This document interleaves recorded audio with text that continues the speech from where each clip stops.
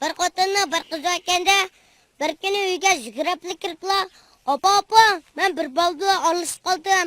Meni shundoq yaxshi ko'rki, men yeni basamlar ko'p cho'qib ketibga desa, abstur ketib, bolam, daqla aldanma. Dadangchi o'z vaqtida qo'yayan chiqqan, soatni bilib meni aldab ketib. Men bir kuni Isamkamning uyiga bordimda, Isamka, bizning So'rinbotga qatnashmaganmisiz desam, bo'ldi, men kim-kimni almashtirib olay deb. O'zimdan ishdan chiqib ketadi. Voy, ishtingiz yo'q, chingiz qitmaygan to'q. Qisqirab ketib, otangimni yo'lchiq beratdim desa, okinakni ochib ket, okinakni. Okinaknim yo'q, chingiz qitmaygan to'q.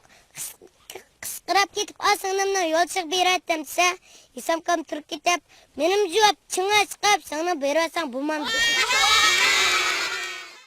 Bir kuni adam bizning uyga mehmon bo'lib keldi-da, onun bir kichik balsada opam tamoq o'pganti adam.